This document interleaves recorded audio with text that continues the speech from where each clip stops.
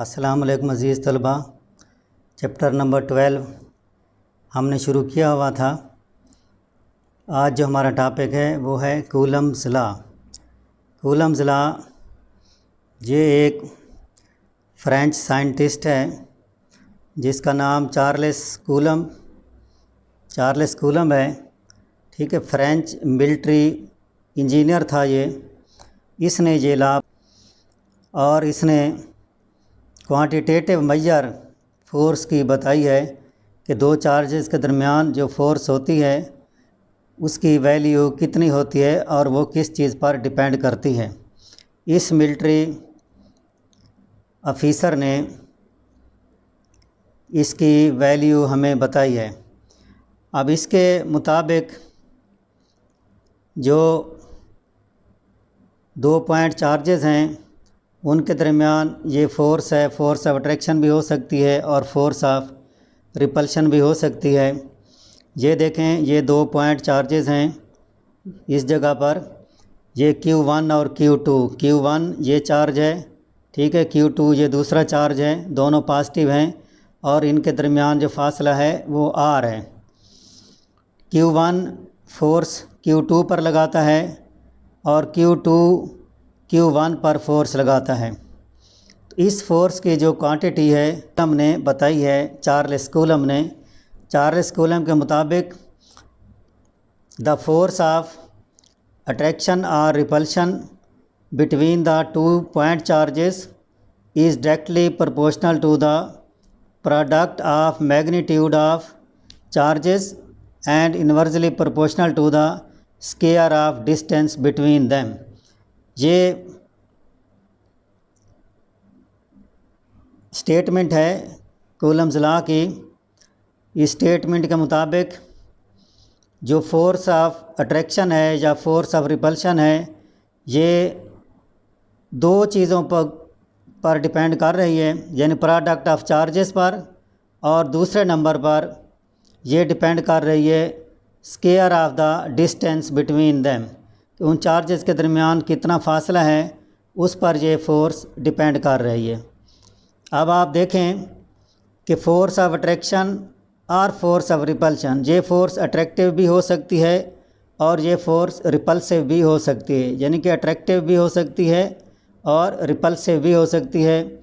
2 point charges के दरमियान है और ये फोर्स डायरेक्टली प्रोपोर्शनल है दोनों चार्जेस की मैग्नीट्यूड के प्रोडक्ट के। ये देखें, ये मैथमेटिकली लिखा है F is directly proportional to Q1 and Q2, और दूसरे नंबर पर क्या है, F is inversely proportional to the square of distance between them. ये दूसरे नंबर पर लिखा है F is inversely proportional to R square. ठीक है, कि फोर्स, कूलम्स फोर्स दोनों चार्जेस के प्रोडक्ट के डायरेक्टली प्रोपोर्शनल है और उनके दरमियानी फासला के स्क्वायर के इन्वर्सली प्रोपोर्शनल है। इन दोनों को जब हम मिलाते हैं तो ये रिलेशन हमें हासिल होता है F is equal to K Q1 Q2 over R square, where K is constant of proportionality and its value depends on medium and system of units. इस K क्या है, ये कांस्टेंट ऑफ प्रोपोर्शनैलिटी है। इसकी जो वैल्यू है वो depend करती है मीडियम पर एंड सिस्टम ऑफ यूनिट्स पर, यूनिट्स के सिस्टम पर ये डिपेंड करती है इसकी वैल्यू। अब देखें, इफ़ मीडियम इज़ वैक्यूम, अगर दो चार्जेस के दरमियान, ये 2 चार्जेस हैं, इनके दरमियान जो मीडियम है अगर वो वैक्यूम है या एयर है, उस सूरत में K की वैल्यू ये दी गई है, K is equal to 1/4 pi epsilon naught, और इसकी जो मैग्नीट्यूड है वो ये आती है 9 × 10⁻⁹ newton metre square coulomb inverse square. ये K की वैल्यू SI सिस्टम में, और मीडियम अगर एयर है या वैक्यूम है तो K की ये वैल्यू आ जाती है। इसमें एक और कांस्टेंट भी इस्तेमाल हो रहा है, जहाँ पर देखें ये एप्सिलॉन नॉट, तो यहाँ मैंने लिखा है इसको epsilon not is an other constant electrical constant, और इसे कहते हैं परमिटिविटी ऑफ फ्री स्पेस। ये क्या है, परमिटिविटी ऑफ फ्री स्पेस, और ये इसकी मैग्नीट्यूड दी गई है 8.85 into 10⁻⁻12 coulomb square newton inverse metre inverse square, ये एप्सिलॉन नॉट की वैल्यू है। तो हमारे पास जो फोर्स आ रही है वो F = K Q1 Q2 over R square है। तो ये फोर्स हम मजमूई तौर पर आगे चलकर लिखते हैं। आप इसे देखें, F = K Q1 Q2 over R square. तो जहाँ पर हम ये फोर्स दोबारा लिखते हैं, F = 1/4 pi epsilon not Q1 Q2 over R square. ठीक है, K की जगह हम ये वैल्यू दर्ज कर देते हैं। K जो है 1/4 पाई एप्सिलॉन नॉट के बराबर है, तो फोर्स हमारे पास ये वाली आ जाएगी। तो this force acts along the line joining of the centres of the point charges. ये जो फोर्स अमल करती है, ये दो पॉइंट चार्जेस के सेंटर को जो लाइन जॉइन कर रही होती है, उस लाइन के अलॉन्ग ये फोर्स अमल करती है। तो अब हमने इसकी वेक्टर फार्म निकालनी है। ये तो इस फोर्स की मैग्नीट्यूड आ जाती है। नेक्स्ट हम इसकी वेक्टर फार्म देखते हैं कि वेक्टर फार्म इसकी क्या होगी। ठीक है, ये देखें इसकी वेक्टर फार्म के ये दो पॉइंट चार्जेस हैं, Q1 है, यहाँ पे Q2 है। ठीक है, Q1 जो है ये फोर्स लगाता है Q2 पर, और Q2 ये फोर्स लगाता है Q1 पर इस डायरेक्शन में, अपोजिट डायरेक्शन में। ये दोनों ऑब्जेक्ट्स फोर्सेस लगाते हैं, दोनों चार्जेस एक दूसरे पर फोर्सेस लगाते हैं, क्योंकि दोनों पॉजिटिव चार्ज हैं, लाइक चार्जेस हैं। लाइक चार्जेस में के दरमियान फोर्स ऑफ रिपल्शन होती है, तो ये एक दूसरे को रिपेल करेंगे। तो पहला चार्ज जो फोर्स दूसरे पर लगाता है उसे F21 से दिखाया गया है। F21 is the force exerted on Q2 by Q1। तो Q1 चार्ज Q2 पर जो फोर्स लगाता है वो F21 है। ठीक है, ये वाली डायरेक्शन राइट साइड को जो दिखाई गई है, राइट साइड पर जो फोर्स लगी हुई है ये वाली, ठीक है, ये F21 है, फोर्स एक्सल्टेड ऑन 2/1।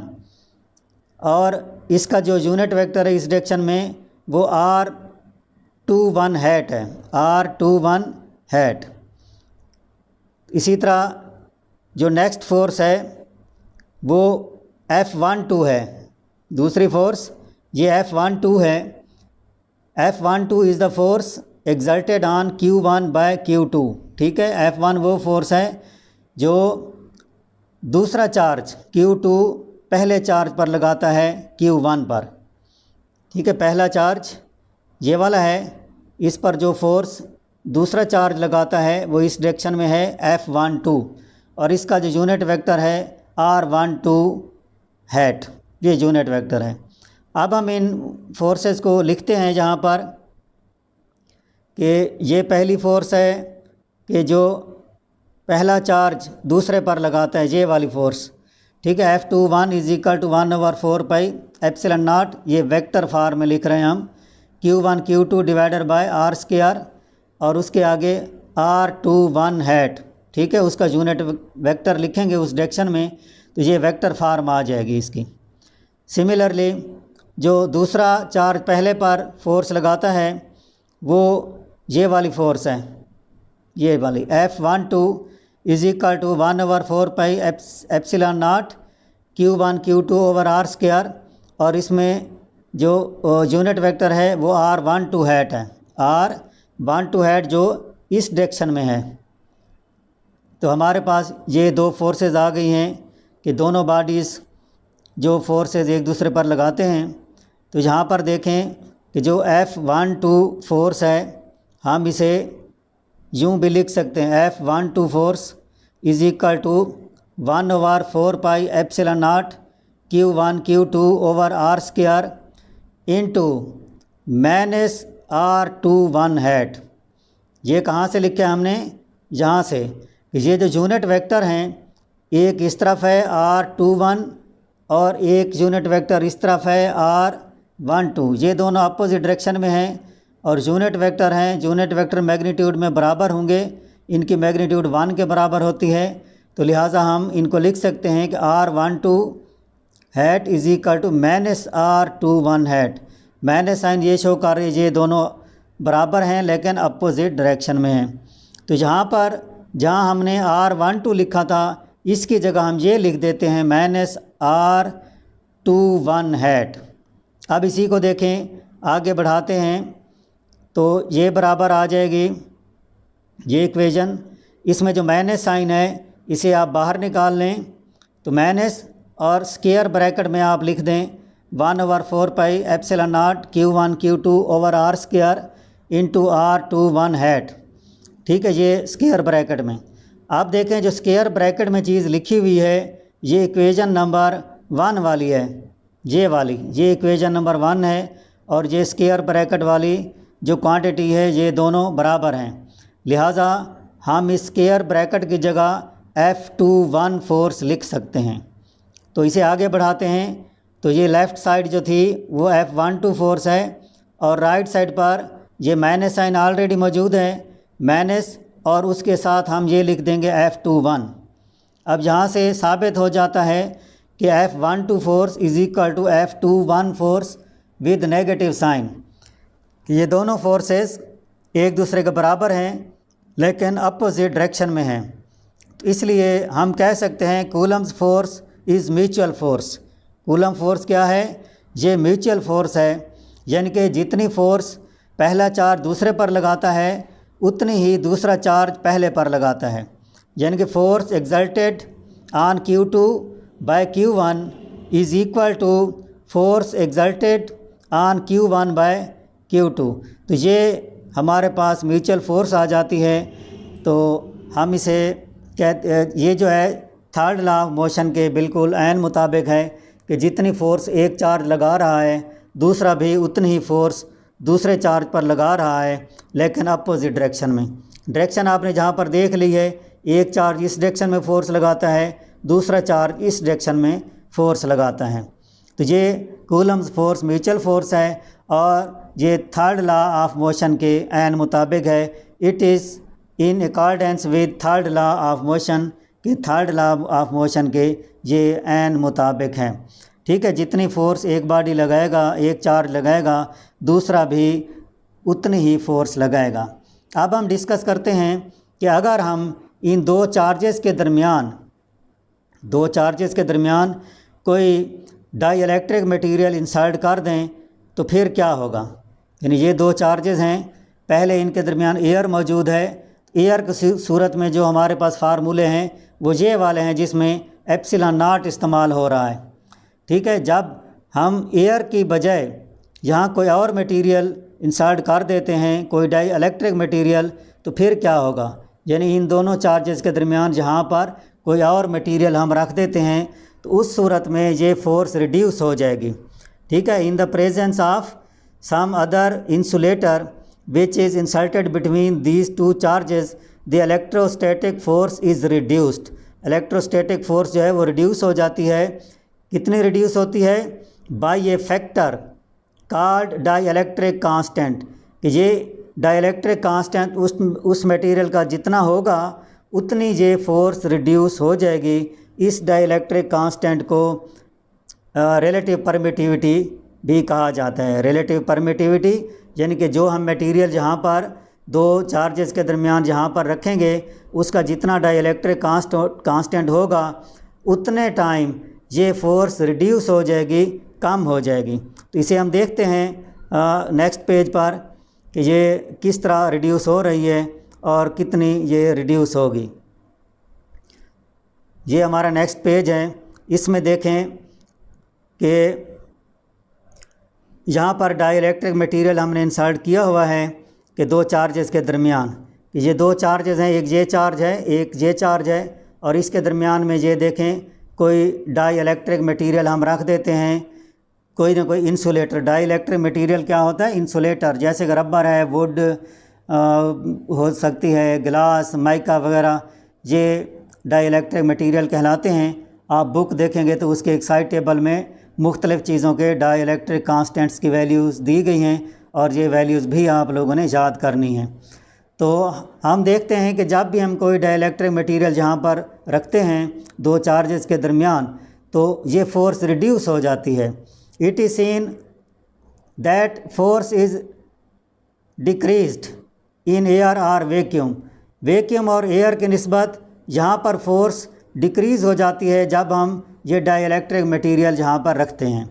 तो इसके लिए जब फार्मूला लिखेंगे तो एयर का फार्मूला हमारे पास ये वाला है कि F = 1/4 pi epsilon not Q1 Q2 over R square. ये हमारे पास फार्मूला है इन केस ऑफ एयर, कि जब एयर मौजूद है दो चार्जेस के दरमियान तो उस वक्त हम ये फार्मूला इस्तेमाल करते हैं। ठीक है, जब हम कोई और मटेरियल इस्तेमाल करेंगे इन सब अदर मटेरियल, जब जहाँ पर कोई और मटेरियल है उस सूरत में फोर्स का फार्मूला हम ये वाला लिखेंगे F = 1/4 pi epsilon not epsilon R। यानी कि इसमें हम एक और चीज़ का इजाफा भी कर देंगे, ये एप्सिलॉन R यहाँ पर इस्तेमाल हो रहा है, ये भी इजाफा हो जाएगा इसमें। बाकी फार्मूला उसी तरह है Q1 Q2 divided by R square. ये इक्वेशन नंबर 3, ये इक्वेशन 2 है, ये इक्वेशन नंबर 3 बन गई है। ये मीडियम में है, ये फोर्स मीडियम में है, ये मीडियम के बगैर है एयर में या वैक्यूम में। जो मीडियम में है उसे हमने ये देखें F' से लिखा हुआ है, वो फोर्स F है इक्वेशन नंबर 2 वाली, और इक्वेशन नंबर 3 वाली F' फोर्स है। तो हम इक्वेशन नंबर 2 को 3 से डिवाइड कर देते हैं, डिवाइडिंग इक्वेशन 2/3, यानी कि ये इक्वेशन हमारे पास 2 है ये वाली, इसको इक्वेशन नंबर 3 से डिवाइड कर दें। ठीक है, डिवाइड 2/3। तो डिवाइड जब करेंगे तो हमारे पास ये रिलेशन आएगा F/F', यानी ऊपर वाला F जो है वो फोर्स इन एयर है और नीचे वाला F' जो है ये फोर्स इन सम मटेरियल है, जो इंसुलेटिंग मटेरियल हमने रखा हुआ है। तो यहाँ पर वैल्यूज़ दर्ज करेंगे 1/4 पे epsilon not Q1 Q2 divided by R square, और नीचे क्या आएगा, नीचे आएगा 1/4 pi epsilon not epsilon R Q1 Q2 over R square. अब इसमें सारी चीज़ें कैंसिल हो जाएंगी, सिर्फ 1/1 ओवर एप्सिलॉन R बच जाएगा, बाकी सारी चीज़ें कैंसिल हो जाएंगी। तो ये एप्सिलॉन R जो नीचे है ये ऊपर चला जाएगा, तो हमारे पास ये एप्सिलॉन R ऊपर आ जाएगा, यानी कि F/F' is equal to epsilon R। ये हमारे पास एप्सिलॉन R की वैल्यू आ रही है, ये जहाँ पर देखें ये एप्सिलॉन R है। ठीक है, epsilon R is equal F/F'। F क्या है, फोर्स इन वैक्यूम, और F' क्या है, फोर्स इन मीडियम।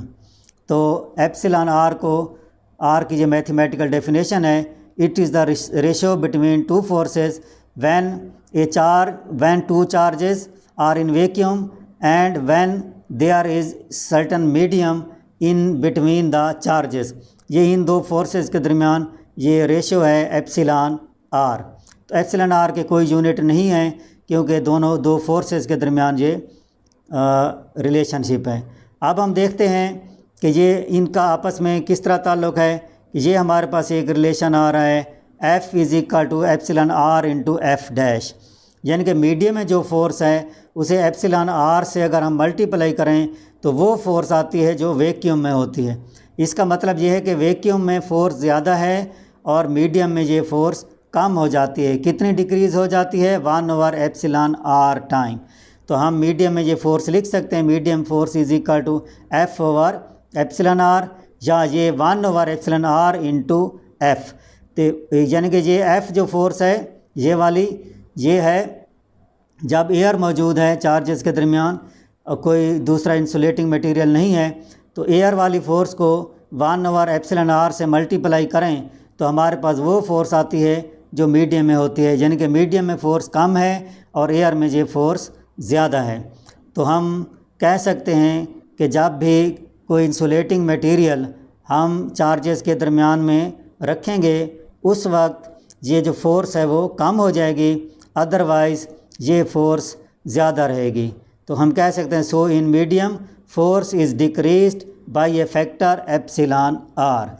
तो एप्सिलॉन R से मुराद क्या है, कोई डाइलेक्ट्रिक मटेरियल है, जब हम डाइलेक्ट्रिक मटेरियल को यहाँ पर इंसर्ट करते हैं दो चार्जेस के दरमियान, तो उस वक्त फोर्स ऑफ अट्रैक्शन है या फोर्स ऑफ रिपल्शन है, ये डिक्रीज़ हो जाती है।